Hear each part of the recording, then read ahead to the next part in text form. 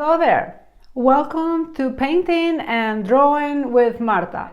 There are so many drawing supplies in the market that it can be very overwhelming to decide when to use them and, most importantly, how to use them.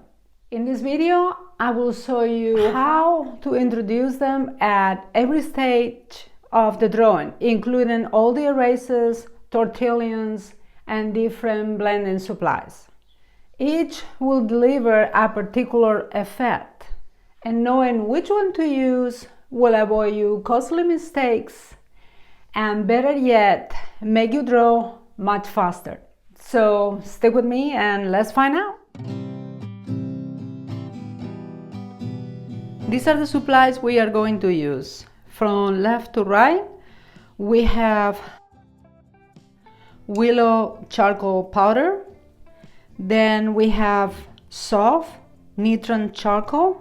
This is great because it doesn't leave any residue. Willow charcoal, soft. Primo hard charcoal. Then this is Primo soft charcoal. This is compressed soft charcoal. And this is Vine soft charcoal. Then we have our tortillons or diffusers to blend, different sizes, cotton swab, and a little round soft brush. For erasers, we have a kneaded eraser, then a harder eraser. This doesn't matter just as long as it's a harder eraser. Mono zero fine eraser, electrical eraser, and a soft fan brush to remove the particles from the eraser. Then a sharpener to sharpen the pencils, and sandpaper to sharpen the points of the pencils. I have chosen this photo because I really like the pattern of light and shadow that we have going on, and the face is not looking straight up. It's tilted a little bit, which adds to interest to the whole portrait, and it has very nice, interesting hairstyle, and the expression is very somber.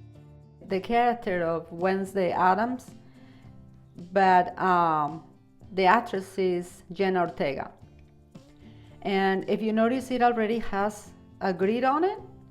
I did it in Photoshop, and it's important to notice that if you do the grid in Photoshop, you cannot print. When you print the image, it will not print. The grid will not print. So what you have to do is, the easiest way about it definitely is take a screenshot and then print the screenshot. So let's get started. This picture has a lot of darks.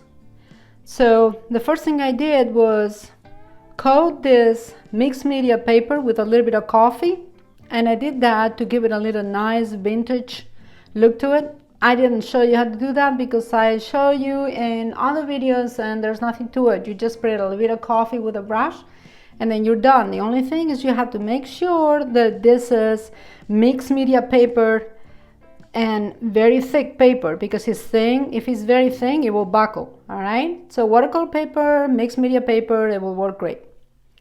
After I do that, I sprinkle a little bit of charcoal powder. All right, this is artist willow charcoal. Doesn't have to be willow. I'm gonna do it a little bit around, and then with a soft brush I'm gonna spread it around.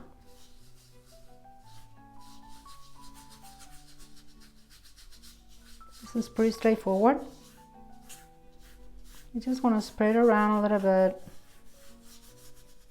Not sure about this, so I'm gonna get a little bit of cotton, go around to see if it will move.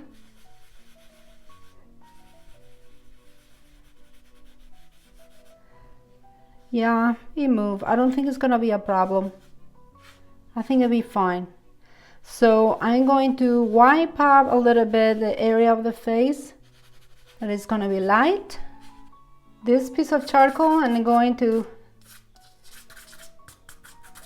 basically mark my territory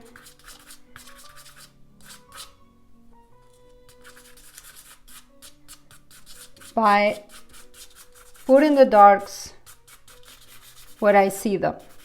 And when I do this, this is a for sure way to prevent me from being too precious with the details. Make sure that there's no details. I don't know exactly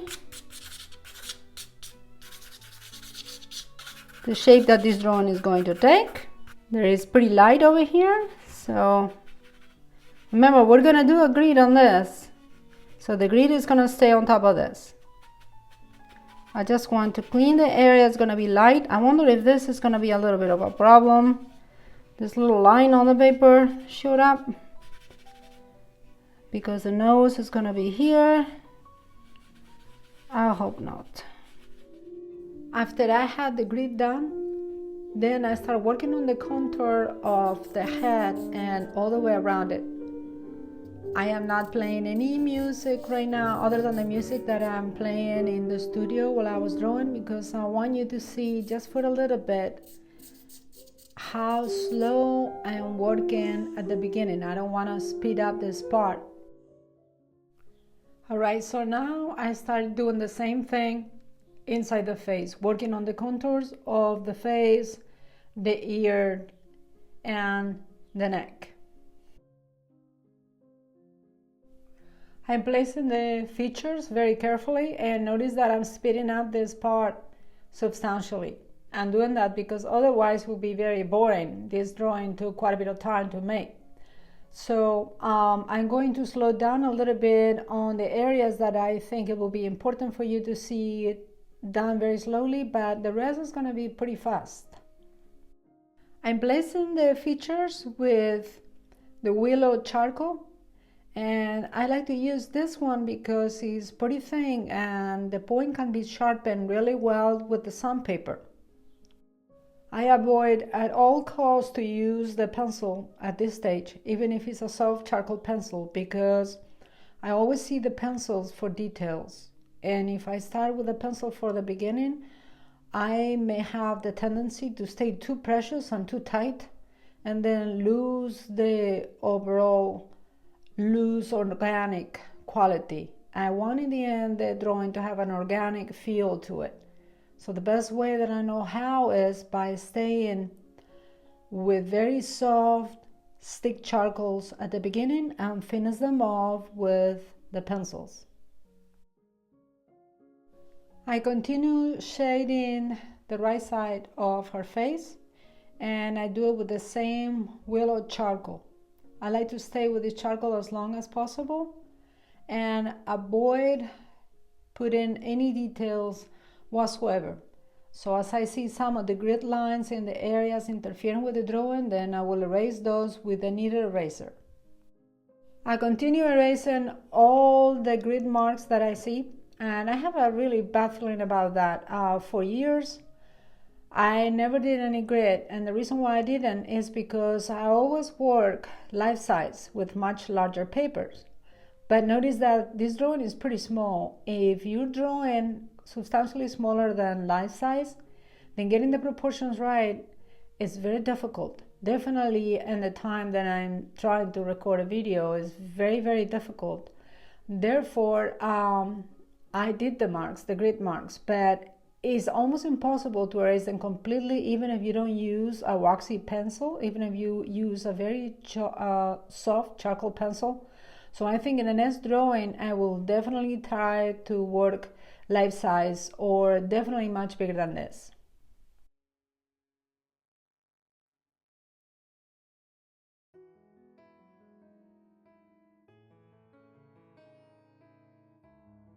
I have covered everything now with a 1-inch soft fine charcoal, all the darks that I saw.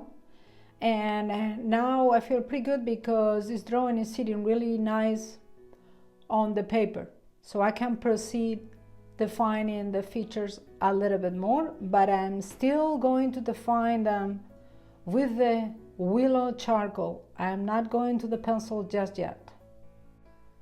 By placing the darks mainly with the soft charcoal, I'm making sure that I'm creating the likeness, because values create the likeness a lot more than lines do. I know this is difficult to believe, but trust me on this one. You need to focus on getting the values right. In drawing is the same as in painting. The lines should be left for the very end and only as necessary. And I do not blend anything at this stage. I like to keep it as fresh as possible and build the darks very slowly without blending. That way, this will keep the drawing looking fresh and dimensional. I'm pretty happy with what I have so far, so now I'm ready to bring out the pencil. And this pencil is Elite Grande from Primo. It's very soft, so you have to keep it sharpened at all times, but I like it because I can get very dark, and the darkest part of any drawing that I make is always above the pupil and the eyes. So I like, since the left eye is in the light and is definitely the focal point of this drawing, I like to go there first to make sure that it's very well defined. And part of the reason why I like to tint the paper with the coffee to give it the vintage look is also since I do not use any white chalk, and the whites are basically created by lifting the charcoal from the paper. When I do that, when I lift the charcoal from the paper to create the highlights of the eyes, then the eyes don't look too sharp. And on some drawings that's a good thing, but in others are not. And the one thing that I wanted to do in this drawing is I want to make Wednesday Addams a little bit softer, mainly because it is my style, and I didn't feel the need in this drawing to be completely faithful to what I see. It's not a commission, I'm stretching that, so I'm giving it my own spin, and I want my drawing to look like my drawing. So feel free whenever you're drawing anything, anybody, to give it your own spin. And if you're not working on commission, you have the freedom to do so. I am noticing that several of you that watch my videos still have not subscribed. So please don't forget to click the subscribe button. That will encourage me to keep making great content like this. And don't forget to click the notification bell so you won't miss any videos that I upload. So the title of this video is How to Draw Better Fast. It often happens that the best way to do something is avoiding doing something else.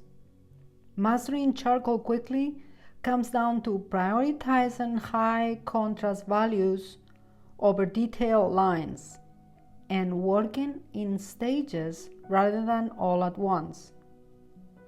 We have all wasted many hours working on tiny details while our drawings look flat, muddy, and overworked.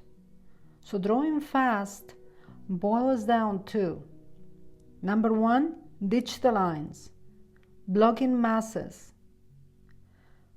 When we are looking at things, we naturally see lines, but in the real world, nothing is outlined. Establishing a value base right off the bat gives you something to compare the rest of your drawing to, making the whole process way faster. In this AI recreation photo to the left, it shows you how your drawing will look if you focus on lines instead of values.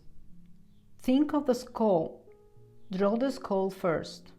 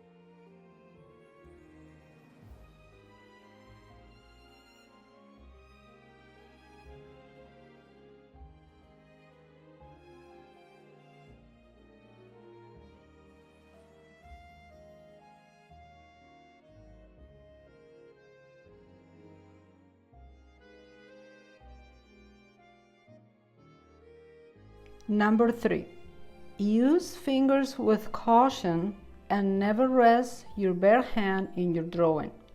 This is why I hang again over the easel, so I can rest my hand there. If your hand is not truly clean, the oils in your skin will destroy the tooth of the paper and leave uncontrollable smudges. Number 2, use the eraser as a drawing tool. Most beginners use only the eraser to fix mistakes, but in charcoal, your kneaded eraser is literally a drawing tool. Once you have your darks laid down, use the erasers, not just the kneaded eraser, but all of the other erasers you have, to leave out the light areas.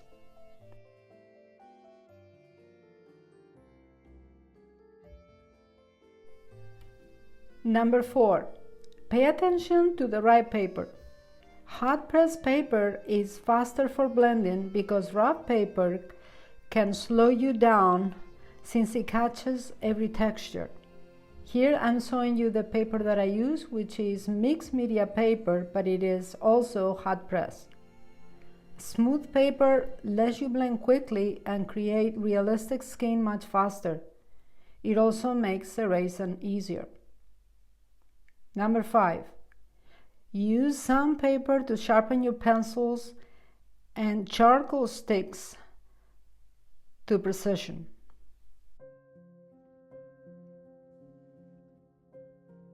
Number 6, use blending tools like diffusers or tortillons to very gently move the charcoal across to create softening transitions between different values.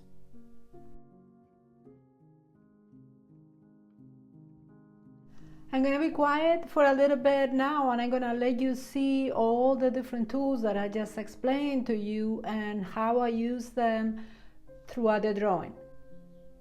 I have to go water my plants, so I'll be back in a little bit.